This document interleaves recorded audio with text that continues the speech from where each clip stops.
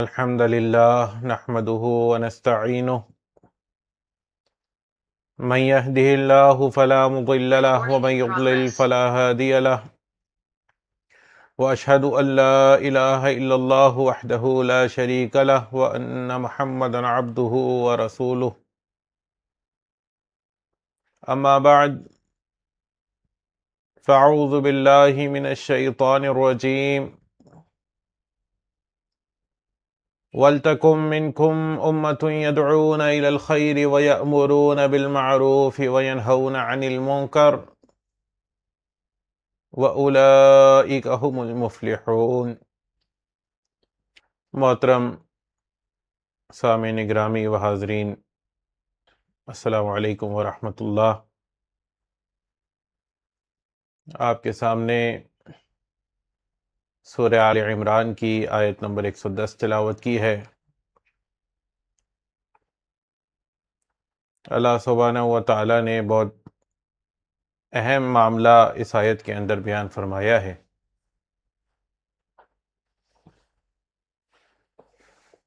ہم سب یہ جانتے ہیں کہ اللہ عز و جل نے اس دنیا میں ہمیں صرف اور صرف اپنی بندگی کے لیے پیدا فرمایا، جیسے سورہ ذاریات آیت نمبر 56 میں بھی فرمایا کہ وَمَا خَلَقْتُ الْجِنَّ وَالْإِنسَ إِلَّا لِيَعْبُدُونَ، اور میں نے نہیں پیدا کیا انسانوں اور جنوں کو مگر اپنی بندگی کے لیے۔ لیکن انسان اس دنیا میں آ کر آزمائش کا شکار ہو جاتا ہے، اپنا مقصد بھول بیٹھتا ہے۔ دنیا ایک آزمائش گاہ ہے، جیسے ہی انسان کا رابطہ اپنے رب سے کمزور ہوتا ہے، یہ اس آزمائش کا شکار ہو جاتا ہے۔ اسی لیے انسان کو اس کا مقصد تخلیق یاد دلانے کے لیے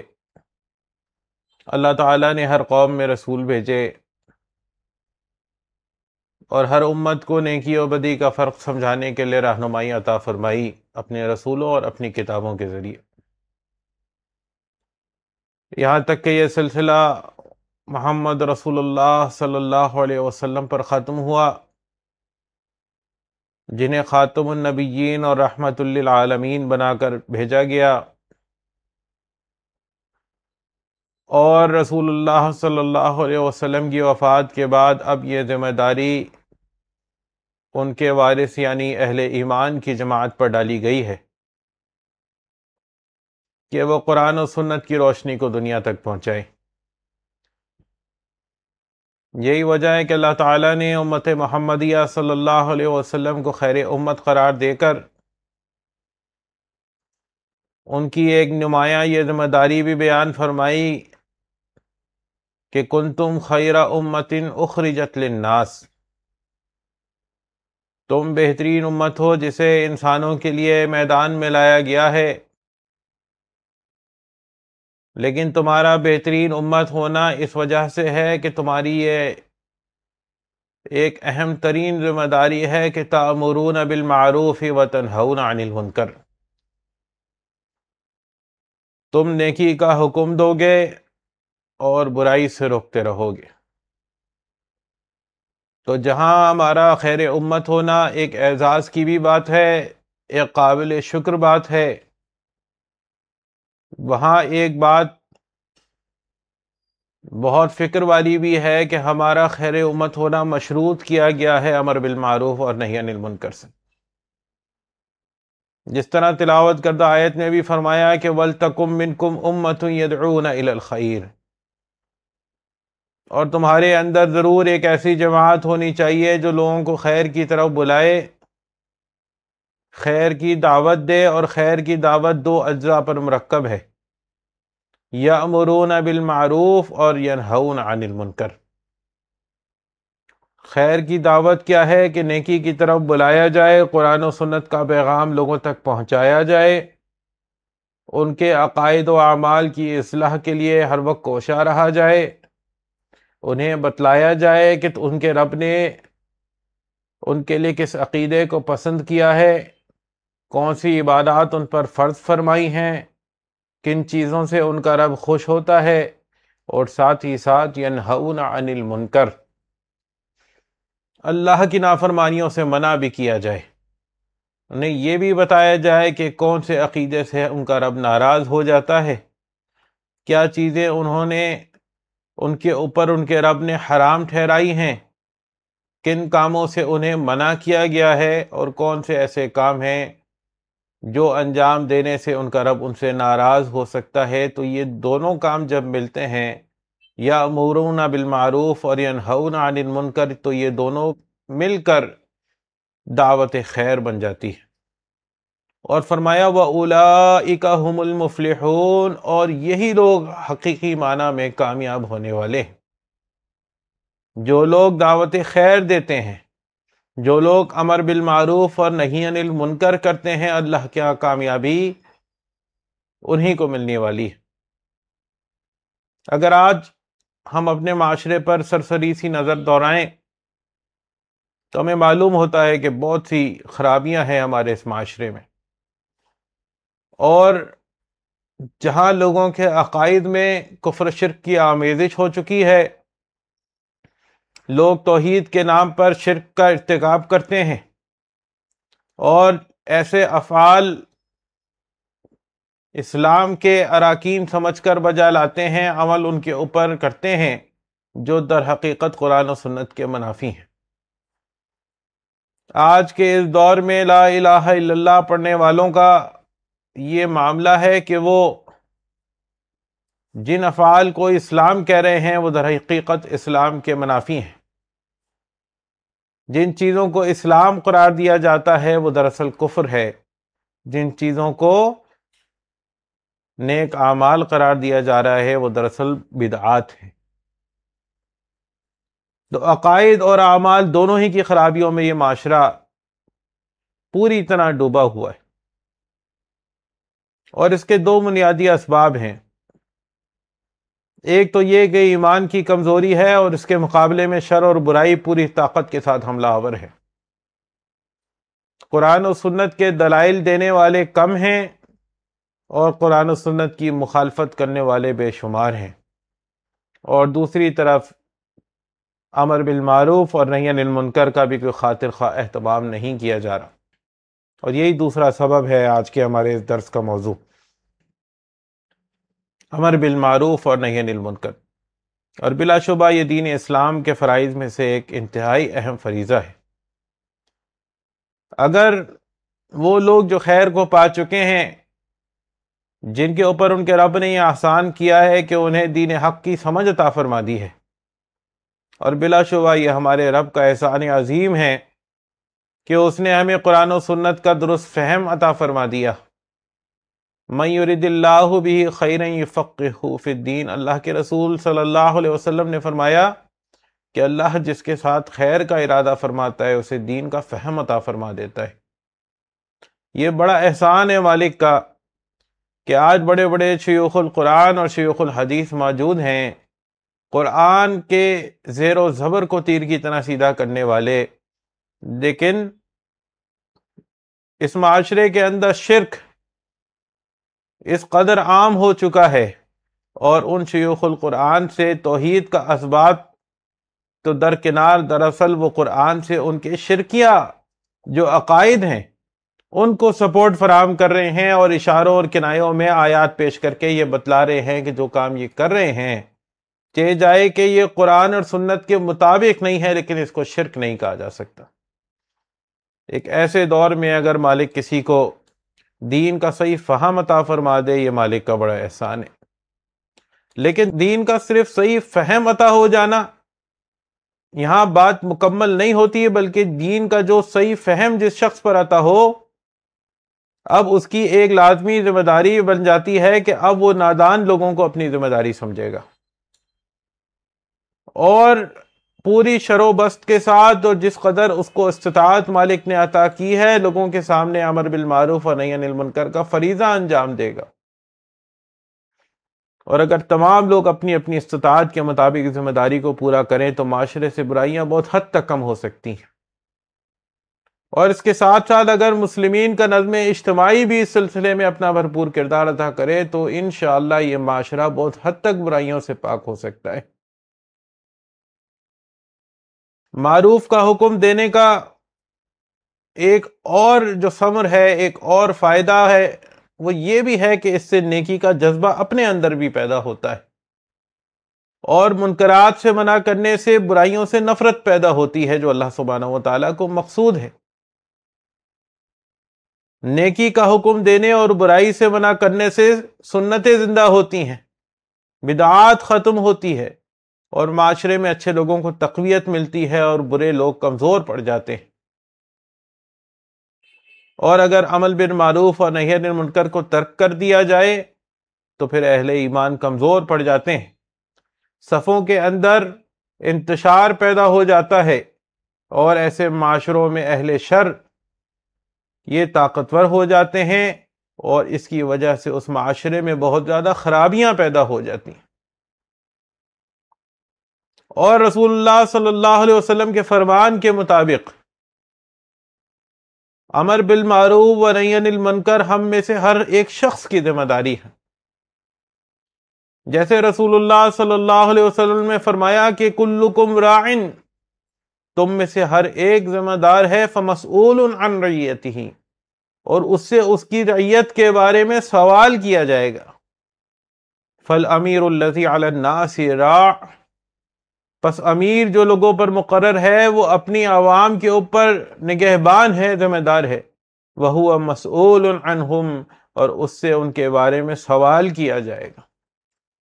والرجل راع علی اہل بیتہ، اور آدمی اپنے گھر والوں کے اوپر ذمہ دار ہے، نگہبان ہے، وہو مسئول عنہم، اور اس سے اپنے گھر والوں کے بارے میں سوال کیا جائے گا۔ والمرأة راعیۃ علی بیت بعلها وولدہ، اور عورت اپنے شوہر کے گھر اور اس کی اولاد کی نگہبان ہے، وَهِيَ مَسْئُولَةٌ عَنْهُمْ، اور اس خاتون سے ان کے بارے میں سوال کیا جائے گا۔ وَالْعَبْدُ رَاعٍ عَلَى مَالِ سَيِّدِهِ، اور ایک غلام اپنے مالک کے مال کا نگہبان ہے، وَهُوَ مَسْئُولٌ عَنْهُ، اور اس سے اس بارے میں سوال کیا جائے گا۔ اور پھر اللہ کے رسول صلی اللہ علیہ وسلم نے کہا، الا خبردار ہو جاؤ، فَكُلُّكُمْ رَاعٍ، تم میں سے ہر ایک ذمہ دار ہے، وَكُلُّكُمْ مَسْئُولٌ عَنْ رَعِيَّتِهِ، اور تم میں سے ہر ایک سے اپنی رعیت کے بارے میں سوال کیا جائے گا۔ صحیح بخاری کتاب العتق 2554 نمبر حدیث ہے۔ اسی وجہ سے رسول اللہ صلی اللہ علیہ وسلم کے سچے پیروکاروں کو تمام سابقہ امتوں سے بہترین امت کا لقب ملا ہے کہ وہ معروف کا حکم دیتے ہیں، منکرات سے روکتے ہیں، اور پھر اللہ پر ایمان لاتے ہیں۔ جس طرح سورۃ الاعراف 157 نمبر آیت میں اللہ سبحانہ و تعالیٰ نے رسول اللہ صلی اللہ علیہ وسلم کی جہاں ذمہ داریوں کا ذکر فرمایا کہ الذین یتبعون الرسول النبی الامی الذی یجدونہ مکتوبا عندہم فی التوراۃ والانجیل، اور جو پیروی کریں گے اس رسول کی، وہ نبی امی جن کے بارے میں یہ لوگ لکھا ہوا پاتے ہیں اپنے یہاں تورات اور انجیل میں، یأمرہم بالمعروف وینہاہم عن المنکر، اور وہ رسول انہیں معروف کا حکم دیتا ہے اور منکرات سے روکتا ہے، وَيُحِلُّ لَهُمُ الطَّيِّبَاتِ وَيُحَرِّمُ عَلَيْهِمُ الْخَبَائِثِ، اور ان کے لیے طیب چیزوں کو حلال کر دیتا ہے اور خبائث کو ان پر حرام کرتا ہے۔ تو رسول اللہ صلی اللہ علیہ وسلم کی اپنی ذمہ داریوں میں بھی یہ امتیازی ذمہ داری اللہ عز و جل نے بیان کی کہ وہ معروف کا حکم دیتے تھے اور منکرات سے روکتے تھے۔ اور آج رسول اللہ صلی اللہ علیہ وسلم کے بعد ان کی امت میں جنہوں نے ان کا مشن انسانوں تک پہنچانے کا بیڑا اٹھایا ہے، تو ان کی بھی یہی ذمہ داری ہے کہ وہ معروف کا حکم دیں گے اور منکرات سے روکیں گے۔ جس طرح سورۃ الحج 41 نمبر آیت میں اللہ عز و جل نے اہل ایمان کا ذکر کیا، وہ اہل ایمان جن کے ایمان کو مالک قبول فرما کر دنیا میں اقتدار عطا فرمائے گا۔ فرمایا الذین ان مکناہم فی الارض، یہ وہ لوگ ہیں کہ اگر ہم انہیں زمین میں تمکن عطا فرمائیں تو اقاموا الصلاۃ وآتوا الزکاۃ، یہ صلاح کا قیام عمل میں لائیں گے، زکوٰۃ کی ادائیگی پر فائل ہوں گے، وَأَمَرُوا بِالْمَعْرُوفِ وَنَهَوْا عَنِ الْمُنْكَرِ، معروف کا حکم دیں گے اور منکرات سے روکیں گے، وَلِلَّهِ عَاقِبَةُ الْأُمُورِ، اور اللہ ہی کے اختیار میں سب کاموں کا انجام ہے۔ تو ایسے ہی لوگوں کو مالک زمین میں تمکن بھی عطا فرماتا ہے، جو صلاح کا قیام عمل میں لاتے ہیں، زکوٰۃ کی ادائیگی پر فائل ہوتے ہیں، نیکی کا حکم دیتے ہیں اور برائی سے روکتے ہیں۔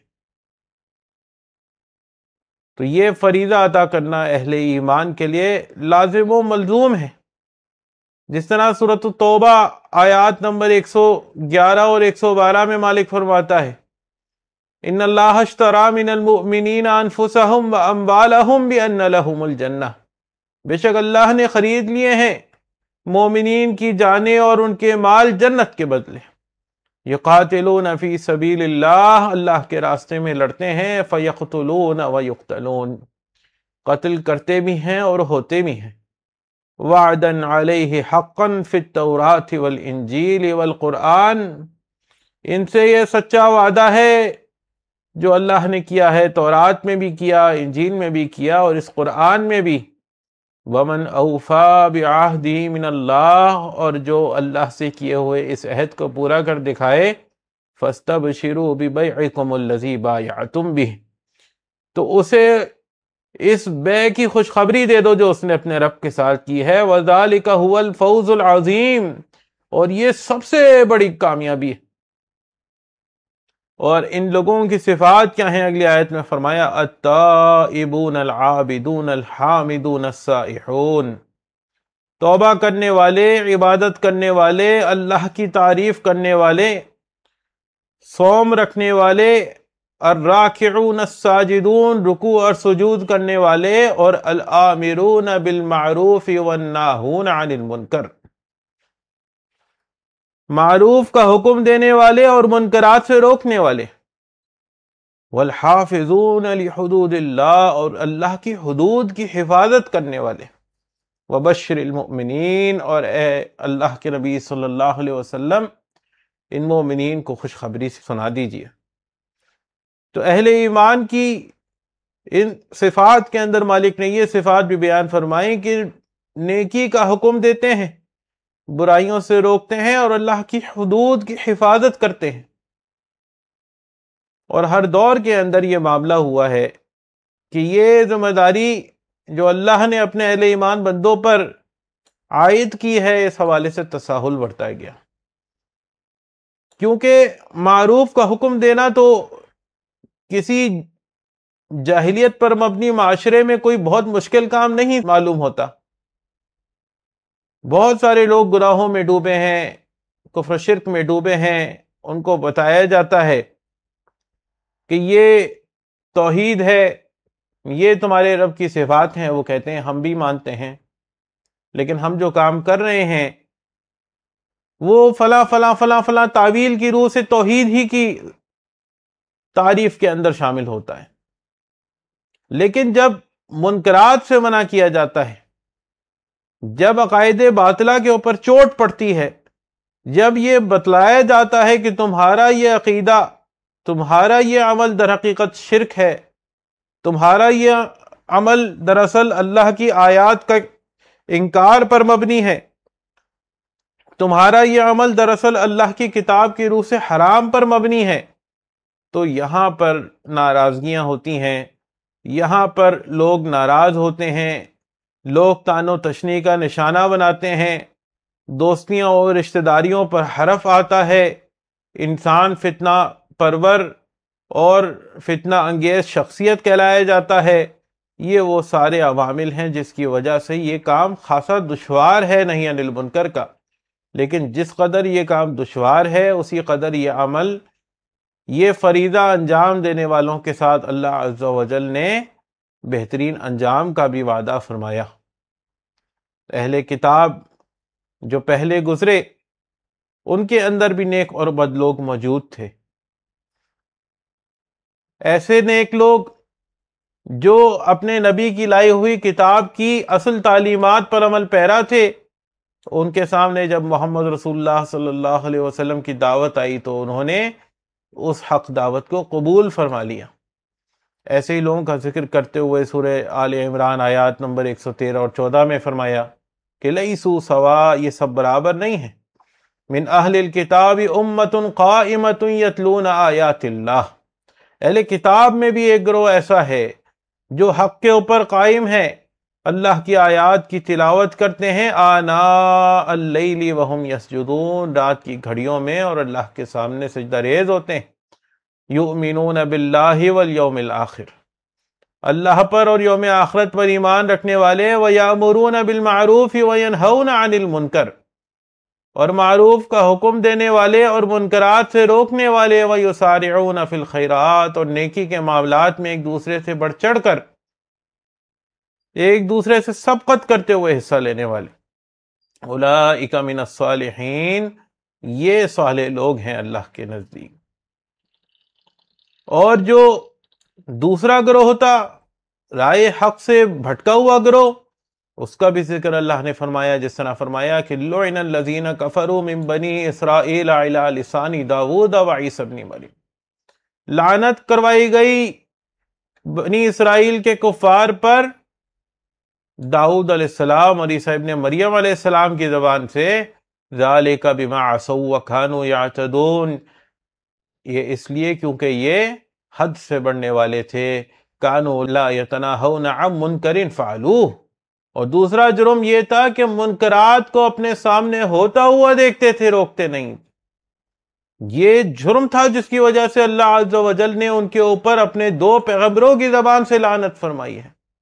یہ کوئی چھوٹی بات نہیں ہے، نہیں عن المنکر سے تساہل برتنا، اور اپنے تعلقات اور رشتوں کو بچانے کے لیے اور اپنی زندگی کو کسی آزمائش میں مبتلا ہونے سے بچانے کے لیے یہ روش اختیار کرنا کہ اللہ کی آیات کا انکار ہو رہا ہو، اللہ کے حرام کردہ چیزوں کا ارتکاب ہو رہا ہو، اللہ کے ساتھ شریک ٹھہرایا جا رہا ہو، اللہ کی آیات کا کفر کیا جا رہا ہو، اور داعی اللہ سب کچھ جانتے بوجھتے بھی خاموش بیٹھا رہے، تو یہ وہ جرم ہے جس کی وجہ سے بنی اسرائیل کو راندہ درگاہ کیا گیا، اور جس کی وجہ سے 2 پیغمبروں کی زبان سے لعنت کروائی گئی۔ اور پھر وہی بات آپ کے سامنے رکھوں گا کہ اس کی وجہ کیا تھی کہ وہ نہی عن المنکر نہیں کرتے تھے۔ وہی وجہ تھی جو لقمان علیہ الرحمہ نے اپنے بیٹے کو جب وصیت کی، سورہ لقمان آیت نمبر 17 میں اس وصیت کا ذکر ہے کہ یا بنی اقم الصلاۃ وامر بالمعروف، اے میرے بیٹے صلاح قائم کرنا، معروف کا حکم دینا، ونہا عن المنکر، اور برائی سے روکنا، اور ساتھ ہی نصیحت کیا کی، وَاصْبِرْ عَلَى مَا أَصَابَكَ، اور جو تکالیف آئیں پھر اس پہ صبر کرنا، إِنَّ ذَلِكَ مِنْ عَزْمِ الْأُمُورِ، بے شک یہ بڑے ہمت والے لوگوں کا کام ہے، معروف کا حکم دینا اور منکرات سے روکنا۔ وہ یہ جانتے تھے کہ جب میرا یہ فرزند میری اس وصیت پر عمل کرتے ہوئے امر بالمعروف اور نہی عن المنکر کرے گا تو حالات اس کے حق میں سازگار نہیں رہیں گے، اسی لیے یہ نصیحت کرتے ہوئے ہی بتلا دیا کہ جب اس کے بعد کوئی آزمائش آئے، کوئی مصیبت آئے، تو اس کے بعد اس پر بھی صبر کرنا، کیونکہ یہ ہمت والے لوگوں کا کام ہے، کم ہمت لوگوں کا کام نہیں ہے۔ لیکن بہرحال مومنین کی صفات میں سے یہ ایک لازمی صفت ہے، جس طرح سورۃ التوبہ میں مالک نے مومنین اور منافقین کا تقابل بیان فرمایا آیت نمبر 67 اور 71 میں۔ مومنین کے بارے میں فرمایا والمؤمنون والمؤمنات بعضهم اولیاء بعض، یہ مومن مرد اور مومنہ خواتین، مرد مردوں کے اور خواتین خواتین کے دوست ہیں۔ یأمرون بالمعروف وینہون عن المنکر، جہاں یہ رائے حق سے بھٹکے ہوئے لوگوں کے ساتھ یہ فریضہ انجام دیتے ہیں، ان کو نیکی کا حکم دیتے اور برائی سے روکتے ہیں، وہاں اپنے مابین بھی ان کا یہی طرز عمل ہوتا ہے، کیونکہ انسان کمزور ہے، انسان بار بار بھولنے والی مخلوقات میں سے ہے، اسی لیے اللہ کے کتاب کی یہ دعوت بھی ہے، وذکر، اور نصیحت کرتے رہا کرو کیوں؟ ان الذکرى تنفع المؤمنین، کیونکہ نصیحت مومنین کو فائدہ دیتی ہے۔ تو یہاں پر یہ بات بیان فرمائی کہ یامرون بالمعروف وینہون عن المنکر، وہ معروف کا حکم دیتے ہیں، منکرات سے روکتے ہیں۔ ویقیمون الصلاۃ ویؤتون الزکاۃ، صلاۃ کا قیام عمل میں لاتے ہیں، زکوٰۃ کی ادائیگی پر فائل ہوتے ہیں۔ وَيُطِيعُونَ اللَّهَ وَرَسُولَهُ، اور اللہ اس کے رسول صلی اللہ علیہ وسلم کے اطاعت گزار ہوتے ہیں۔ أُولَئِكَ سَيَرْحَمُهُمُ اللَّهُ، یہ وہ لوگ ہیں جن پر ان قریب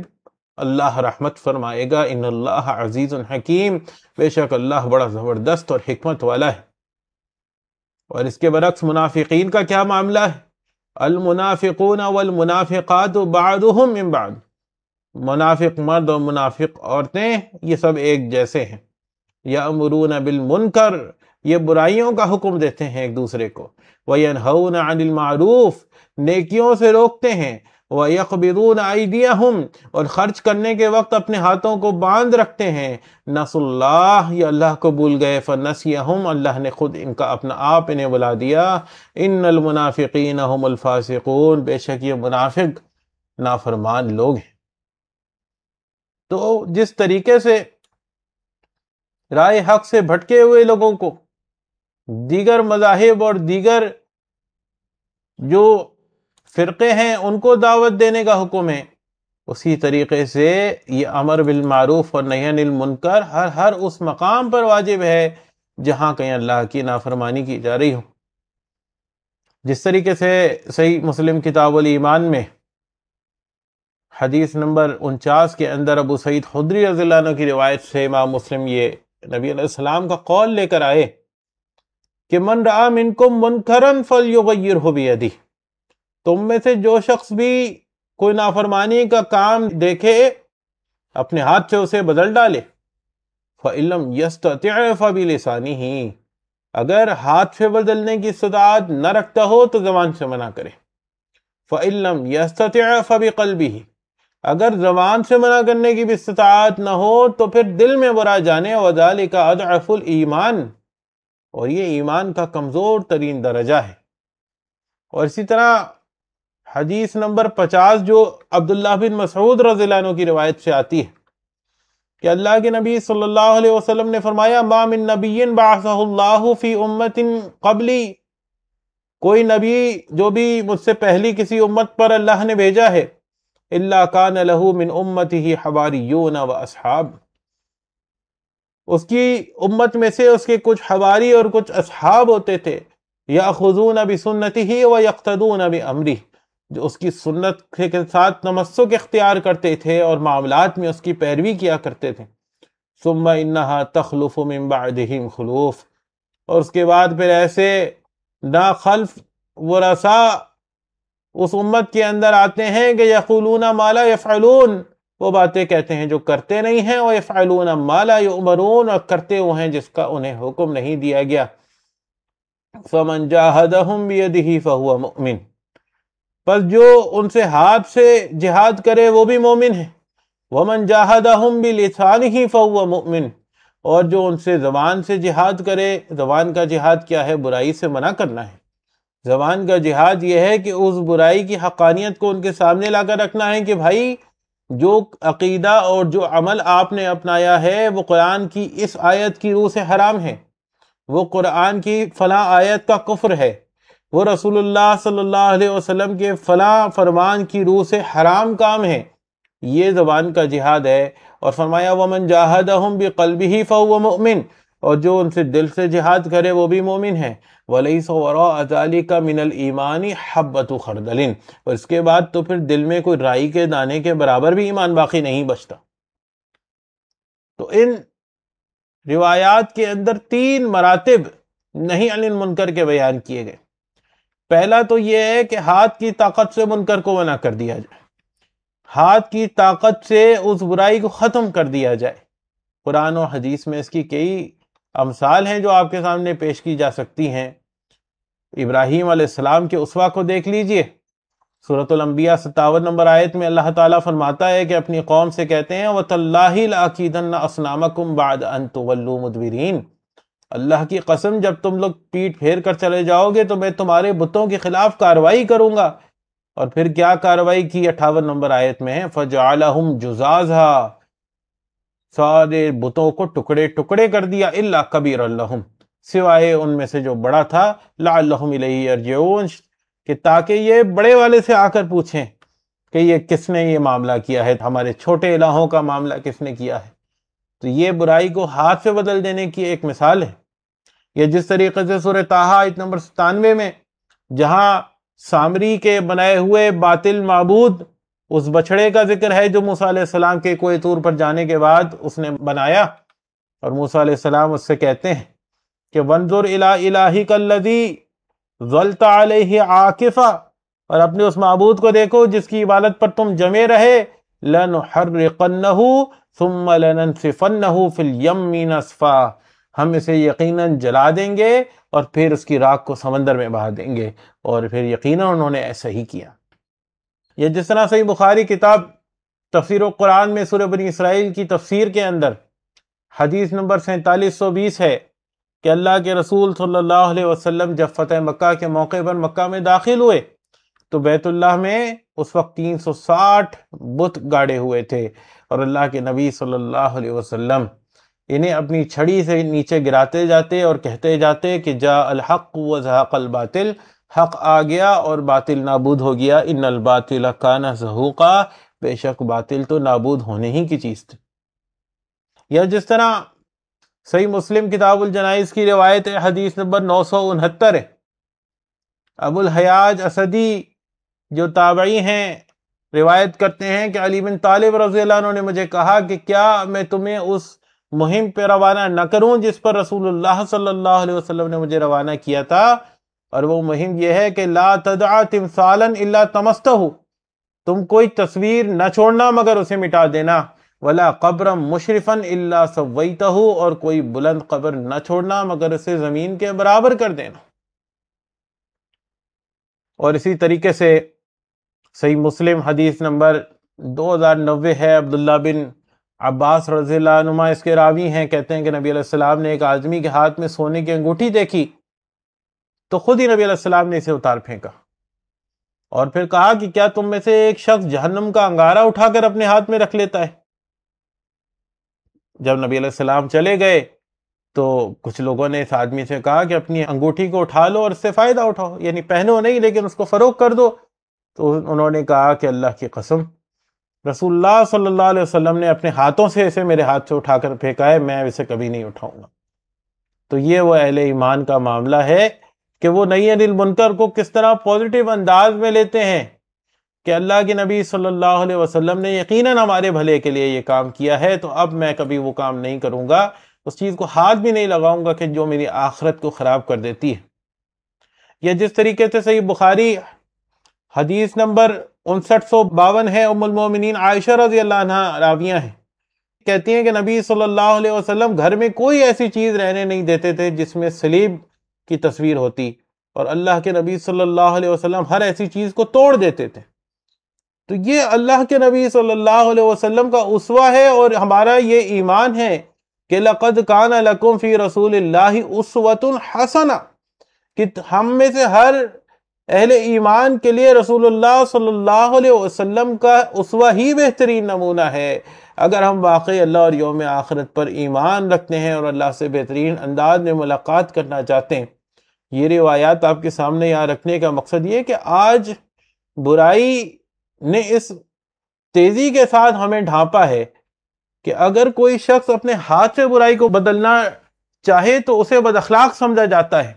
اسے جذباتی اور جلد باز سمجھا جاتا ہے، اسے حکمت سے عاری سمجھا جاتا ہے، جبکہ اللہ کے رسول صلی اللہ علیہ وسلم کا اسوہ یہی تھا، اور یقیناً کل جو اللہ سے بہترین حالت میں ملاقات کرنا چاہتا ہے اس کے لیے رسول اللہ صلی اللہ علیہ وسلم کی زندگی میں بہترین نمونہ ہے۔ یہاں تک کہ باہر تو درکنار ام المومنین کہتی ہیں کہ گھر میں بھی کوئی ایسی چیز دیکھتے تو توڑ ڈالتے۔ اور اسی طرح جو متفقن علیہ روایت ہے صحیح بخاری میں بھی 2479 نمبر پر اور 5954 نمبر پر اور 6109 نمبر پر، اور صحیح مسلم میں 2107 نمبر پر یہ روایت آئی ہے ام المومنین عائشہ رضی اللہ عنہ کہتی ہیں کہ اللہ کے نبی صلی اللہ علیہ وسلم ایک سفر سے واپس آئے تو اپنے گھر کے صاحبان پر ایک پردہ میں نے لٹکا دیا تھا جس پر کوئی تصویر تھی، اور اللہ کے نبی صلی اللہ علیہ وسلم نے اسے دیکھا تو کھینچ کر پھاڑ دیا اور کہا کہ اشد الناس عذابا یوم القیامہ، قیامت کے دن شدید ترین عذاب ہوگا ان افراد کو الذین یضاہون بخلق اللہ، جو اللہ کی تخلیق کی مشابہت کرتے ہیں۔ اور یہ بات ذہن میں رہنی چاہیے کہ ام المومنین نے وہ تصاویر خود نہیں بنائی تھی، ام المومنین نے تو وہ پردہ خریدا تھا، روایات کے اندر اس کی تصریح بھی ہے۔ اس کے باوجود اللہ کے نبی صلی اللہ علیہ وسلم نے کسی انداز سے بھی اس چیز کو برداشت نہیں کیا، اور آج ہم لوگ اس برائی کے اندر اس قدر مبتلا ہو چکے ہیں کہ مختلف حیلوں اور بہانوں سے ہم اس کو جائز قرار دیتے ہیں، جائز قرار دینے کی کوشش کرتے ہیں۔ ہر فرد کا اپنا اپنا معاملہ ہے، لیکن اس انداز کے بھی معاملات دیکھنے میں آتے ہیں کہ کبھی ہم کہہ دیتے ہیں کہ ہم نے تو خود نہیں بنائی، دیکھیے کہ ام المومنین نے بھی خود نہیں بنائی تھی، لیکن اللہ کے نبی صلی اللہ علیہ وسلم نے اسے پھر بھی نہیں رہنے دیا۔ تو شیطان یہی چاہتا ہے کہ وہ مختلف حیلوں بہانوں کے ذریعے ہمیں حرام کے اندر لے جائے، جس طریقے سے صحیح بخاری کتاب البیوع کی روایت ہے، 2236 نمبر حدیث ہے، اور جابر بن عبداللہ رضی اللہ عنہ اس کے راوی ہیں۔ کہتے ہیں کہ فتح مکہ کے سال جب اللہ کے نبی صلی اللہ علیہ وسلم کا قیام ابھی مکہ ہی کے اندر تھا، تو اللہ کے نبی صلی اللہ علیہ وسلم نے شراب، مردار، سور اور بتوں کو بیچنا حرام قرار دیا۔ تو کسی نے پوچھا کہ اللہ کے نبی صلی اللہ علیہ وسلم، مردار تو آپ نے حرام قرار دے دیا، لیکن مردار کی چربی کے متعلق آپ کا کیا حکم ہے؟ ہم اسے کشتیوں پر ملتے ہیں، کھالوں پر سے تیل کا کام لیا جاتا ہے، اور لوگ اس سے اپنے چراغ بھی جلاتے ہیں۔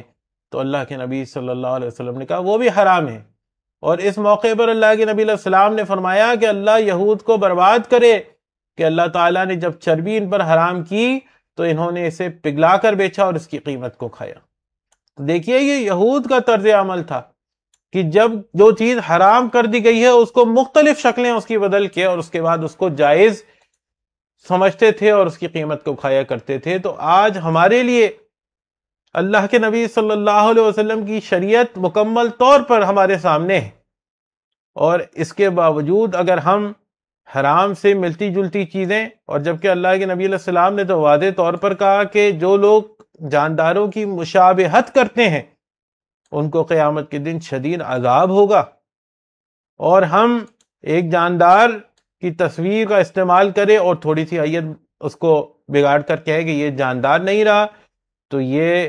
بلا شبہ یہ طرز عمل بہت خطرناک ہے۔ اور اس طریقے سے ہم کسی کا نقصان نہیں کریں گے، لیکن اپنا نقصان نہ کر بیٹھے۔ اللہ تعالی ہم سب کو بدانجامی سے بچائے۔ اور دوسرا جو مرتبہ ہے نہی عن المنکر کا، وہ زبان سے منع کرنا، کہ اگر ہاتھ سے روکنے کی طاقت نہیں ہے، اتنا مضبوط اس وقت ایمان نہیں ہے، یا کوئی اور معاملہ پیش نظر ہے، تو کم از کم اپنی زبان سے اسے منع کیا جائے، اور بلا شبہ اس انداز میں منع کیا جائے جس انداز میں آپ اپنے لیے پسند کرتے ہیں کہ کوئی آپ کو برائی سے روکے۔ اس کی بھی کئی امثال حدیث کے اندر مل سکتی ہیں۔ صحیح مسلم حدیث نمبر 2021 ہے، سلمہ بن اقوع رضی اللہ عنہ اس کے راوی ہیں کہ ایک آدمی رسول اللہ صلی اللہ علیہ وسلم کے پاس اپنے بائیں ہاتھ سے کھا رہا تھا، تو نبی علیہ السلام نے اس کو روکا، کہا کل بھی یمینک، دائیں ہاتھ سے کھاؤ۔ تو اس نے کیا کیا؟ اب یہ ہمارے لیے بڑی نصیحت ہے۔ اس نے بہانہ کیا، کہا کہ میں اس کی استطاعت نہیں رکھتا۔ اللہ کے نبی علیہ السلام نے کہا کہ اگر تو استطاعت نہیں رکھتا تو اللہ تجھے کبھی استطاعت نہ دے۔ اور اس کے بعد سلمان بن اقوع رضی اللہ عنہ کہتے ہیں کہ اس کے بعد وہ شخص کبھی اپنا دایاں ہاتھ اپنے منہ کی طرف اٹھا نہیں سکا ساری زندگی۔ یہ اس کو سزا دنیا کے اندر ملی۔ جس چیز سے رسول اللہ صلی اللہ علیہ وسلم نے منع کر دیا، اس کے سامنے بہانہ کرنے کی یہ سزا ہے۔ قرآن نے یہ بات واضح طور پر فرمائی کہ وَمَا كَانَ لِمُؤْمِنٍ وَلَا مُؤْمِنَةٍ، کسی مومن یا مومنہ کے لیے یہ جائز نہیں ہے، اِذَا قَضَى اللَّهُ وَرَسُولُهُ أَمْرًا، کہ جب اللہ اس کے رسول اسے کسی معاملے کا کوئی فیصلہ کرنے ان یکون لہم الخیرۃ من امرہم، اس کے بعد بھی وہ کوئی اپنا اختیار سمجھے اس معاملے میں. اور اس طریقے سے متفق علیہ روایت ہے صحیح بخاری 5376 نمبر اور صحیح مسلم 2022 نمبر پر. عمر بن ابی سلمہ رضی اللہ عنہ بیان کرتے ہیں کہ میں رسول اللہ صلی اللہ علیہ وسلم کے یہاں پرورش پا رہا تھا، اور جب کھانے کا وقت آتا تھا تو میرا ہاتھ کھانے میں ادھر ادھر جاتا تھا، یعنی ہر طرف سے میں کھاتا تھا. تو اللہ کے نبی علیہ السلام نے نصیحت کی کہ یا غلام سم اللہ وکل بیمینک، اے بیٹے اللہ کے نام سے کھا اور دائیں ہاتھ سے کھا، وکل مما یلیک، اور ادھر سے کھا جو تیرے سامنے کی جگہ ہے. تو یہ اللہ کے نبی صلی اللہ علیہ وسلم کا نہی عن المنکر کا انداز ہے، بچے کو بھی کی، بڑے کو بھی کی، خاتون کو بھی کی، مرد کو بھی کی. جس طرح ایک مشہور حدیث ہے کہ خاتون ہے اپنے بیٹے کی قبر پر بیٹھ کے رو رہی ہے، حالانکہ غم کا وقت ہے. اللہ کے نبی علیہ السلام اس وقت بھی کہتے ہیں، روکتے ہیں اس کو، لیکن وہ خاتون ایک جواب دے دیتی ہے. یہ بڑی مشہور روایت ہے، ہم سب نے سنی ہوگی. اور پھر جب معلوم ہوتا ہے کہ وہ اللہ کے نبی علیہ السلام تھے نصیحت کرنے والے، تو اس کے بعد پھر وہ آ کے معذرت بھی کرتی ہے.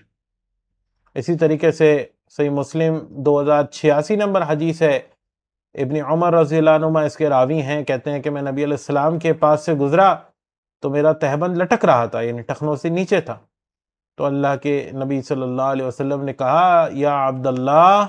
ارفع ازارک، اے عبداللہ اپنے آزار کو اوپر اٹھاؤ. تو پھر میں نے نبی صلی اللہ علیہ وسلم کے کہنے پر میں نے اس آزار کو اوپر اٹھایا، اور اس کے بعد سے میں مسلسل اس بات کا خیال رکھتا تھا. اور پھر نبی علیہ السلام سے کچھ لوگوں نے پوچھا بھی کہ اللہ کے نبی علیہ السلام کتنا اوپر اٹھانا چاہیے، تو انہوں نے کہا دونوں پنڈلیوں کے درمیان تک. اسی طریقے سے صحیح مسلم 2110 نمبر حدیث ہے، عبداللہ بن عباس رضی اللہ عنہ کہتے ہیں کہ ایک شخص ابن عباس کی خدمت میں آیا اور اس نے کہا کہ اے ابو عباس، میں ان لوگوں میں سے ہوں جن کی روزی اپنی ہاتھ کی صنعت پر موقوف ہے، یعنی میرا پیشہ یہ ہے کہ میں تصاویر بناتا ہوں. تو ابن عباس رضی اللہ عنہ نے اس پر فرمایا کہ میں تمہیں صرف وہی بات بتلاؤں گا جو میں نے رسول اللہ صلی اللہ علیہ وسلم سے سنی ہے، اور انہیں میں نے یہ فرماتے ہوئے سنا کہ جس نے بھی کوئی تصویر بنائی تو اللہ تعالیٰ اسے اس وقت تک عذاب کرتا رہے گا جب تک وہ اپنی تصویر میں جان نہ ڈال دے، اور وہ کبھی اس میں جان نہیں ڈال سکے گا. اور یہ بات سننی تھی کہ اس شخص کا سانس چڑھ گیا اور چہرہ اس کا زرد ہو گیا. تو ابن عباس رضی اللہ عنہ نے کہا کہ اے افسوس، اگر تو بنانا ہی چاہتا ہے تصاویر کو تو درختوں کی بنا، یا اس چیز کی بنا جس میں جان نہیں ہے. تو اب آپ یہ دیکھیے کہ یہ نہی عن المنکر کا معاملہ ہے اللہ کے نبی صلی اللہ علیہ وسلم کی تربیت یافتہ اصحاب کا. آج تو ہم طرح طرح کے بہانے کر جاتے ہیں کہ ہاں بھائی یہ صحیح ہے، حرام کام کر رہا ہے، لیکن اس کے پاس کوئی آپشن نہیں ہے، اس کے پاس تو کوئی اور جاب نہیں ہے، تو اس کے لیے اجازت ہے. ایک بات یاد رکھیے گا کہ نہی عن المنکر کرنا تو لازم ہے، لیکن اگر آپ منکرات کے بارے میں تعویلات کو گھڑیں گے تو پھر یہ وہ جرم ہے کہ اس بنیاد پر کہیں ہماری آخرت خطرناک نہ ہو جائے. اور تیسرا جو مرتبہ ہے نہی عن المنکر کا، وہ ہے دل سے برا جاننا. اور دل سے برا جاننا کیا چیز ہے، اس کی وضاحت بھی قرآن کر دیتا ہے. جس طرح سورۃ النساء 140 نمبر آیت میں فرمایا وَقَدْ نَزَّلَ عَلَيْكُمْ فِي الْكِتَابِ، اور اللہ اس کتاب میں تم پر پہلے بھی نازل کر چکا ہے. کیا نازل کر چکا ہے؟ اذا سمعتم آیات اللہ یکفر بہا ویستہزأ بہا، کہ جب تم کہیں یہ سنو کہ اللہ کی آیات کا کفر کیا جا رہا ہے یا ان کا مذاق اڑایا جا رہا ہے، فلا تقعدوا معهم، پس ان کے ساتھ نہ بیٹھنا، حتی یخوضوا فی حدیث غیرہ، یہاں تک کہ وہ کسی اور معاملے میں مشغول نہ ہو جائیں. اگر ان کے ساتھ پھر بھی بیٹھے رہے تو یاد رکھنا انکم اذا مثلہم، تم بھی انہی کی مثل ہو. اور صرف یہ بات نہیں کی بلکہ آگے کتنی سخت بات کی ہے کہ ان اللہ جامع المنافقین والکافرین فی جہنم جمیعا، بے شک اللہ منافقوں کو اور کافروں کو جہنم میں ایک ساتھ جمع کرنے والا ہے. یہ چھوٹی بات نہیں ہے کہ جہاں اللہ کی آیات کا مذاق اڑایا جاتا دیکھیں یا اس کا انکار کیے جاتا دیکھیں، وہاں ایک اہل ایمان کے بیٹھنے کا کوئی مقام نہیں ہے. اور یہی چیز دل میں برا جاننا ہے کہ آپ کا ایمان اس قدر مضبوط نہیں تھا اس وقت کہ آپ ہاتھ سے بدل ڈالتے، اس قدر بھی مضبوط نہیں تھا کہ آپ زبان سے ہی منع کر دیتے، لیکن کم از کم جو معاملہ ہے وہ تو یہ ہے کہ دل میں برا جانو، اور دل میں برا جاننے کا مطلب ہے کہ وہاں اس محفل، اس مجلس کو چھوڑ دو، ورنہ تم بھی انہی میں سے ہو، جس طرح رسول اللہ صلی اللہ علیہ وسلم نے فرمایا سے مسلم کی روایت میں کہ وَلَيْسَ وَرَاءَ ذَلِكَ ایمان حبۃ خردل، یہ بات تو پھر رائی کے دانے کے برابر بھی ایمان نہیں۔ اور اگر یہ کام نہ کیا، نہیں عن المنکر کا فریضہ انجام نہ دیا، تو پھر اللہ نے ڈرایا ہے سورۃ الانفال 25 نمبر آیت میں کہ وَاتَّقُوا فِتْنَةً لَا تُصِيبَنَّ الَّذِينَ ظَلَمُوا مِنْكُمْ خَاصَّةً، اس فتنے سے ڈرو جو تم میں سے صرف ظالموں کو نہیں پہنچے گا، یعنی وہ لوگ بھی اس کا شکار ہو جائیں گے جو بظاہر تو ظلم نہیں کر رہے مگر ظلم سے لوگوں کو روک بھی نہیں رہے، جس طریقے سے سورۃ الاعراف آیات نمبر 163 تا 165 میں اللہ تعالیٰ نے بنی اسرائیل کے ان افراد کا ذکر کیا ہے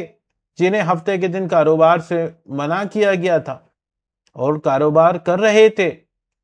لیکن وہ قوم 3 طرح کے افراد میں تقسیم ہو گئی۔ کچھ تو وہ لوگ تھے جو برائی کا ارتکاب کر رہے تھے، اور وہ برائی بھی کیا تھی کہ ان کو کاروبار سے منع کیا گیا، وہ کاروبار کر رہے تھے اس دن، اور ہم اگر اپنے گریبان میں جھانکیں تو ہم کتنے ہی اس طرح کے نافرمانی اللہ کی کر رہے ہیں، اور کوئی فکر بھی نہیں ہے، کہتے ہیں کہ یہ کوئی کفر تو نہیں ہے، یہاں کوئی ارتداد کا فتویٰ تو نہیں لگے گا، اللہ تعالیٰ نے جس چیز سے منع کر دیا وہ کام ہم کرتے ہیں، اور کس قدر بے خوف بھی ہوتے ہیں۔ تو وہاں کچھ لوگ اللہ تعالیٰ کے حکم کی نافرمانی کرتے ہوئے ہفتے کے دن کاروبار کر رہے ہیں، اور باقی جو 2 گروہ ہیں وہ کاروبار تو نہیں کرتے، مگر ان میں سے ایک وہ گروہ ہے جو ان کو منع بھی کرتا ہے، اللہ کا حکم سنا کر نہی عن المنکر بھی کرتا ہے، اور دوسرے لوگ منع نہیں کرتے۔ تو جو لوگ منع نہیں کرتے، جن کی یہ آئیڈیالوجی تھی کہ اپنے فرقے کو چھوڑو نہیں اور دوسرے کو چھیڑو نہیں، اور جو یہ سمجھتے تھے کہ یہ منع کیا تو تعلقات اور معاملات خراب ہوں گے، وہ منع کرنے والوں کو بھی روکتے ہیں، اور کیا کہہ کے روکتے ہیں؟ لِمَ تَعِظُونَ قَوْمًا اللَّهُ مُهْلِكُهُمْ أَوْ مُعَذِّبُهُمْ عَذَابًا شَدِيدًا، تم انہیں کیوں نصیحت کرتے ہو جنہیں اللہ نے ہلاک کر دینا ہے یا کسی شدید عذاب میں مبتلا کر دینا ہے؟ تو روکنے والے کیا جواب دیتے ہیں؟ مَعْذِرَةً إِلَىٰ رَبِّكُمْ، تاکہ اپنے رب کے سامنے یہ عذر بیان کر سکے کہ مالک تیری آیات کی نافرمانی ہو رہی تھی، روکنا ہمارے اختیار میں نہیں تھا، لیکن کم از کم ہم نے اپنا حق تو ادا کیا کہ انہیں منع کیا، انہیں تیرے عذاب سے ڈرایا۔ معذرتاً الی ربکم، اپنے رب کے سامنے یہ معذرت تو پیش کر سکیں، اور ولعلہم یتقون، اور شاید یہ اللہ سے ڈر بھی جائیں۔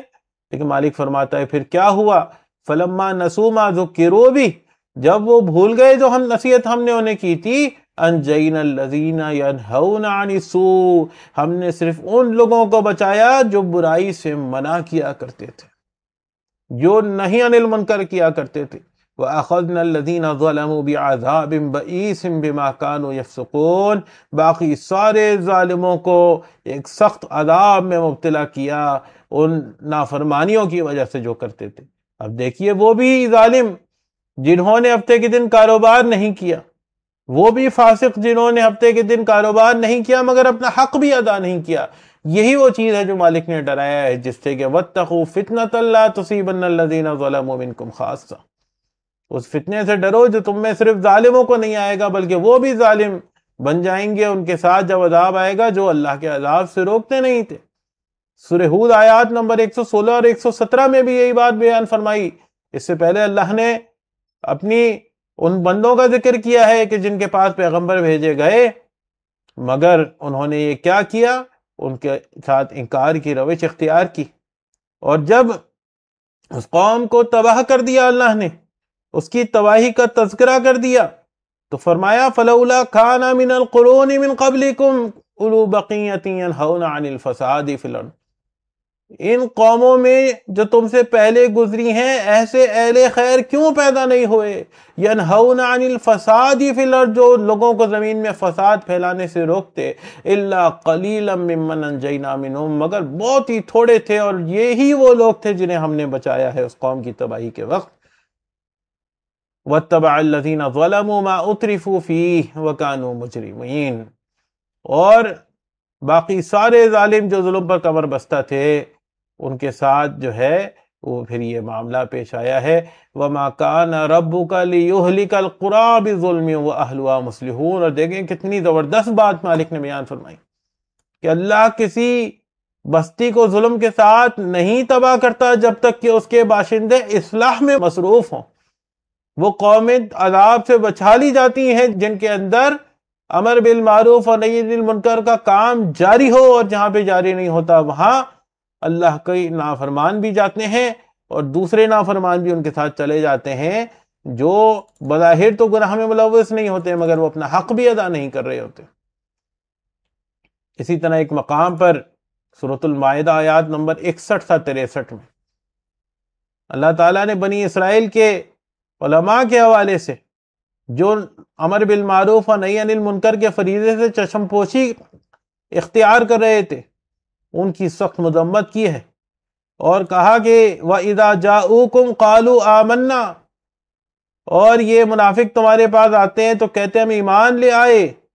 وَقَدْ دَخَلُوا بِالْكُفْرِ وَهُمْ قَدْ خَرَجُوا بِهِ، حالانکہ وہ داخل ہوئے تو بھی کفر کے ساتھ اور نکلے تو بھی کفر کے ساتھ۔ واللہ اعلم بما یکتبون، اور جو کچھ یہ چھپاتے ہیں اللہ اسے جانتا ہے۔ وَتَرَى كَثِيرًا مِّنْهُمْ يُسَارِعُونَ فِي الْإِثْمِ وَالْعُدْوَانِ، اور تم ان کی اکثریت دیکھو گے کہ ان کی دوڑ دھوپ کن کاموں کے لیے ہے؟ الاسم والعدوان، گناہوں کے لیے ہے، نافرمانیوں کے لیے ہے، وَأَكْلِهِمُ السُّحْتَ، اور حرام خوری کے لیے ہے، لَبِئْسَ مَا كَانُوا يَعْمَلُونَ، ضرور بالضرور یہ بہت بری روش ہے جس کو انہوں نے اختیار کیا۔ لولا ينہاہم الربانیون والاحبار عن قولہم الاسم، ان کے علماء اور مشائخ انہیں ان گناہوں کی باتوں سے روکتے کیوں نہیں ہیں؟ وَأَكْلِهِمُ السُّحْتَ، اور یہ حرام خوری سے روکتے کیوں نہیں ہیں؟ لَبِئْسَ مَا كَانُوا يَصْنَعُونَ، ان علماء اور مشائخ کے کرتوت بھی بہت برے ہیں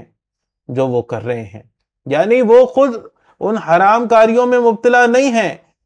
لیکن وہ بھی جس روش کو اختیار کیے بیٹھے ہیں کہ کوئی بات نہیں، علم کی بات ہے، اور وہ تو علم تو جو ہے وہ یہی سکھاتا ہے کہ بہترین انداز میں نصیحت کی جائے، اور اس طرح کے ہیلے اور بہانے شیطان ذہن میں ڈالتا ہے، اور اس کے بعد کیا ہوتا ہے کہ سب کچھ جاننے کے باوجود معاشرے کے اندر اللہ کی آیات کا مذاق اڑایا جاتا ہے، اس کے ساتھ شرک کیا جاتا ہے، کفر کیا جاتا ہے، اور ہمارے یہاں کیا آئیڈیالوجی چل رہی ہوتی ہے کہ اپنے فرقے کو چھوڑو نہیں، دوسرے کو چھیڑو نہیں، معاشرے کے اندر تفریق نہ پیدا ہو، اور اس طرح کی چند وہ فضول بیانیاں بیان کرنے کے بعد وہ اتنی بہترین دعوت جس طرف ان کی نشاندہی کر رہی ہے کہ اس دعوت کو اللہ نے اگر تمہیں عطا کیا ہے تو اب اس کے ذریعے لوگوں کی اصلاح کا کام کیا جائے، وگرنہ جہاں وہ تباہ ہوں گے وہاں تم بھی تباہ ہوگے، سب کچھ جاننے اور ساری بدعمالیوں سے بچنے کے باوجود۔ جس طرح صحیح بخاری کتاب الشریکہ کے اندر 2493 نمبر حدیث ہے، اور نعمان بن بشیر رضی اللہ عنہ اس کے راوی ہیں، اللہ کے نبی علیہ السلام کہتے ہیں اس شخص کی مثال جو اللہ کی حدود پر قائم ہوا اور جو ان میں مبتلا ہو گیا ان لوگوں کی ہے جنہوں نے ایک کشتی کو بذریعہ قرعہ تقسیم کر لیا، بعض کے حصوں میں اوپر والی منزل آئی، بعض کے حصے میں نیچے والی منزل آئی، اب نیچے والی منزل والوں کو جب پانی کی ضرورت پڑتی ہے تو اوپر آنا پڑتا ہے، تو انہوں نے خیال کیا، انہوں نے کیا خیال کیا کہ اگر ہم نیچے ہی سوراخ کر لیں تو بہت اچھا ہو جائے گا۔ اپنے طور پر تو انہوں نے لوگوں کو سہولت دینے کی کوشش کی، اپنے طور پر تو انہوں نے لوگوں کے اوپر احسان کرنے کی کوشش کی، اپنے طور پر تو انہوں نے لوگوں کا بھلا کرنے کی کوشش کی، لیکن شریعت سے بالا تر ہو کے، شریعت کی حدود و قیود سے اپنے آپ کو آزاد کر کے جب بھی کوئی سہولت پیدا کرنے کی کوشش کی جائے گی اس کے ساتھ اللہ کی رحمت نہیں ہوگی۔ جس طرح اللہ کے نبی علیہ السلام نے اس مثال کے ذریعے فرمایا کہ سہولت پیدا کرنے کے لیے انہوں نے کہا کہ نیچے والے حصے میں سوراخ کر لے تو بہتر ہوگا، اس طریقے سے ہم اوپر والوں کے لیے اذیت کا باعث نہیں بنیں گے۔ اللہ کے نبی علیہ السلام نے کہا فَإِن يُتْرَكُوهُمْ وَمَا أَرَادُوا هَلَكُوا جَمِيعًا، اگر وہ اوپر والے ان کو اس کام سے روکیں گے نہیں تو سب کے سب مارے جائیں گے. وَإِنْ أَخَذُوا عَلَىٰ أَيْدِيهِمْ نَجَوْا وَنَجَوْا جَمِيعًا، اور اگر وہ ان کا ہاتھ پکڑ لیں گے تو وہ بھی بچیں گے اور سب کے سب بچ جائیں گے. آج یہ مثال اللہ کے نبی صلی اللہ علیہ وسلم کی ہمارے لیے. برائیوں کو ہوتا دیکھ کر خاموش نہ رہیں، ورنہ یہ سہولیات کا باعث نہیں بنے گی. یہ برائیوں کا ارتکاب کرنے والے بھی مارے جائیں گے اور اس پہ خاموش تماشائی بننے والے بھی مارے جائیں گے. لیکن اگر یہ احسان ہو گیا کہ برائی کو دیکھ کر اپنا فرض یاد آیا، مالک نے توفیق دی اور اسے روکنے کی کوشش کی، تو تم خود بھی بچ جاؤ گے اور اپنے اس بھائی کو بھی بچا لو گے. یہ احسان ہے جو کوئی اپنے بھائی کے اوپر کر سکتا ہے. وگرنہ بنی اسرائیل پر لعنت کروائی گئی تھی اسی وجہ سے کہ لا یتناہون عن منکر فعلوہ، یہ برائیوں کو ہوتا دیکھتے تھے اور روکتے نہیں. تو برائیوں سے روکنا میرے بھائیوں یہ بہت ضروری ہے، ہمارے اپنے ایمان کی بقا کے لیے بھی ضروری ہے. اور اپنے ان بھائیوں سے اگر ہمیں محبت ہے، ان کے لیے کچھ خلوص ہے، انہیں ہمیشہ کی تکلیف سے بچانا چاہتے ہیں، تو یہ خلوص بھی اس بات کا متقاضی ہے کہ برائیوں کو ہوتا دیکھیں تو روکیں. اور بالخصوص جو صاحب علم لوگ ہیں ان کی ذمہ داری اس سے بھی زیادہ ہے. اللہ کے نبی صلی اللہ علیہ وسلم نے فرمایا، سنن ابن ماجہ باب الفتن کی روایت ہے 4007 نمبر، کہ الا خبردار ہو جاؤ، لا یمنعن رجلا ہیبت الناس، لوگوں کی ہیبت کسی آدمی کو اس بات سے نہ روک دے ان یقول بحق اذا علمہ، کہ وہ جانتے ہوئے جانتے بوجھنے کے باوجود حق کہنے سے رک جائے. یہ بہت بڑی آزمائش ہے. اور ابو سعید خدری رضی اللہ عنہ جب اس روایت کو سناتے ہیں تو رو پڑتے ہیں، کہتے ہیں کتنی مرتبہ زندگی میں ایسے مواقع آئے کہ حق کہنے کا وقت تھا لیکن لوگوں کی ہیبت کی وجہ سے زبان رک گئی. تو یہ بڑی خطرناک بات ہے. اللہ سبحانہ وتعالی ہمیں توفیق عطا فرمائے. بلا شبہ مشکل معاملہ ضرور ہے، لیکن جو مشکل بھی جو اللہ سے اجر کے لیے اختیار کی جائے، جو اس وجہ سے اختیار کی جائے کہ ہمارے رب کا حکم ہے، وہ انشاءاللہ ہمارے حق میں بہت بہترین اجر ثابت ہوگا. اور بہرحال مشکلات اس زندگی کا ایک حصہ ہیں. جو لوگ نہی عن المنکر نہیں کرتے ان کی زندگی میں بھی ایسا نہیں ہے کہ مشکلات نہیں آتی، اور جو کرتے ہیں ان کے اوپر بھی یہ بطور آزمائش ہی مشکل آ سکتی ہے. لیکن اگر نیت یہ ہو کہ میں اپنے رب کی خوشنودی کے لیے یہ کام کرتا ہوں، اگر نیت یہ ہو کہ اگر یہ کام نہ کیا تو یہ بستی ہلاک ہو جائے گی، اگر نیت یہ ہو کہ یہ ہمارے رب کا حکم ہے، اس کے بارے میں میرا کوئی اختیار ہی نہیں ہے کہ میں یہ کام نہ کروں، تو انشاءاللہ اللہ دنیا کے اندر بھی ہماری کوششوں میں برکت عطا فرما دے گا، ہماری دعوت کے اندر قوت انجذاب پیدا فرما دے گا، اور آخرت میں بھی انشاءاللہ اللہ کے یہاں شرمندگی سے بچ جائیں گے. اللہ سبحانہ وتعالی مجھے اور آپ کو، ہم سب کو اس اہم ترین فریضے کے اوپر کاربند رہنے کی توفیق عطا فرمائے. اور بہرحال شیطان کا کام تو ڈرانا ہے، شیطان کا کام تو دلوں کے اندر مختلف حیلے اور بہانے پیدا کرنا ہے. وہ تو یہ کام کرتا رہے گا، اسی لیے تو اللہ نے بتلایا ہے کہ ان الشیطان لکم عدو فاتخذوہ عدوا، بے شک شیطان تمہارا کھلا دشمن ہے، اسے دشمن بنا کے رکھنا. اللہ اس دشمن کی دشمنی سے ہمیں محفوظ رکھے. اللہ سبحانہ وتعالی ہر قسم کے شر اور فتنوں سے محفوظ رکھے. اللہ سبحانہ وتعالی آزمائشوں سے ہمیں محفوظ رکھے، مگر جو آزمائشیں اس نے ہمارے مقدر میں لکھنی ہیں تو پروردگار وہ ٹھنڈی ہوا کے جھونکوں کی طرح گزروا دے، ثابت قدمی کے ساتھ اور کامیابی کے ساتھ. بلا شبہ مالک ہر چیز کے اوپر قادر ہے. سبحانک اللہم و بحمدک، اشہد ان لا الہ الا انت، استغفرک و اتوب الیک.